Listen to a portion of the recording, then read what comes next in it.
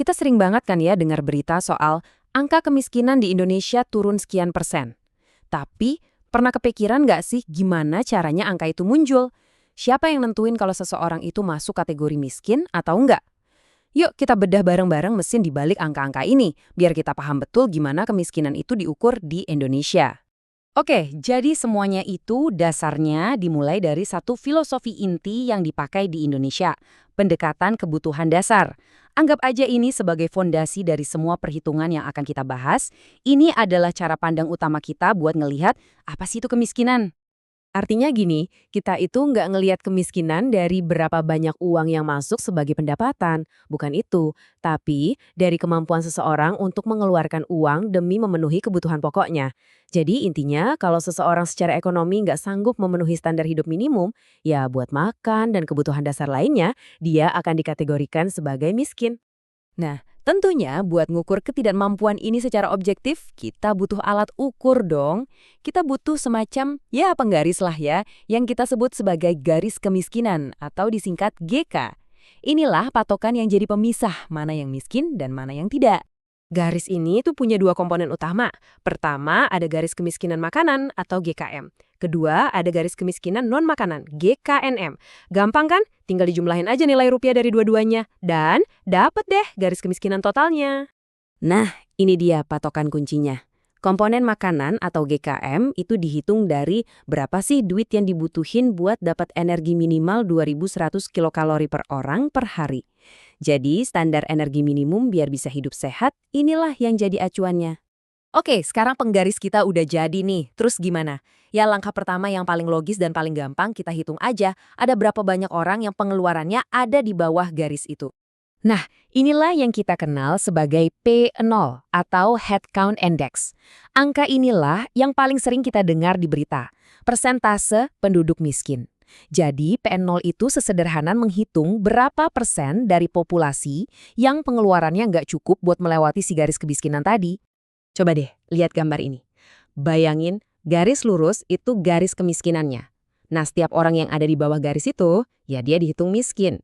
Sesimpel itu P0. Cuma ngitung kepala, selesai. Tapi tunggu dulu, pertanyaannya, emang cukup cuma ngitung jumlah orangnya aja? Apa semua orang yang di bawah garis itu sama miskinnya? Tentu enggak kan? Nah, disinilah pengukurannya jadi jauh lebih dalam dan jauh lebih menarik. Kita masuk ke P1, Indeks Kedalaman Kemiskinan. Indikator ini udah nggak ngitungin kepala lagi, tapi ngukur jarak. Gampangnya gini deh. P1 itu ngukur seberapa jauh sih rata-rata orang miskin itu dari garis kemiskinan. Makin gede angkanya, artinya makin jauh mereka dari garis penyelamat itu. Lihat deh visualnya, P1 itu ya rata-rata dari panjang semua panah itu. Jadi, kalau nilai P1 turun, artinya jaraknya makin pendek. Ini kabar bagus loh, artinya walaupun mereka mungkin masih miskin, kondisi mereka itu membaik. Mereka makin dekat buat bisa keluar dari kemiskinan. Tapi kita bisa lebih dalam lagi. Gimana dengan ketimpangan di antara orang-orang miskin itu sendiri? Kan ada yang miskinnya biasa aja, ada yang miskin banget. Nah, untuk itulah kita butuh P2, Indeks Keparahan Kemiskinan. Ini yang bikin P2 itu spesial. Jarak dari garis kemiskinan buat mereka yang paling jauh di bawah, yang paling miskin, itu dikuadratkan dalam hitungannya. Artinya apa? Artinya penderitaan mereka itu dikasih bobot yang jauh lebih berat. Jadi P2 ini sensitif banget sama kondisi mereka yang paling parah di antara yang parah. Oke, jadi biar gampang bedainnya ya, P1 itu ngukur kedalaman rata-rata. Pertanyaannya, rata-rata seberapa jauh sih mereka dari garis? Kalau P2 itu ngukur ketimpangan di antara orang miskin. Pertanyaannya lebih ke seberapa parah kondisi yang paling ekstrim. Dua-duanya ngasih kita cerita yang beda dan jauh lebih lengkap daripada cuma lihat P0. Oke, P0, P1, P2. Angka-angka ini keren, canggih, tapi terus gunanya apa di dunia nyata? Nah, ini bagian pentingnya. Semua data ini gunanya buat ngebentuk kebijakan yang benar-benar efektif dan tepat sasaran. Jadi, setiap angka itu punya tugasnya masing-masing. P0 itu ngasih tahu kita seberapa gede masalahnya buat nentuin skala program. P1 ini ngebantu pemerintah buat ngitung-ngitung, oke, kita butuh dana berapa ya kira-kira buat ngangkat semua orang ini keluar dari kemiskinan. Nah, P2 ini yang paling krusial mungkin. Dia nunjukin siapa yang harus jadi prioritas utama. Mereka yang kondisinya paling parah, yang harus ditolong duluan. Nah, sebagai penutup, coba deh kita bayangin skenario ini bareng-bareng.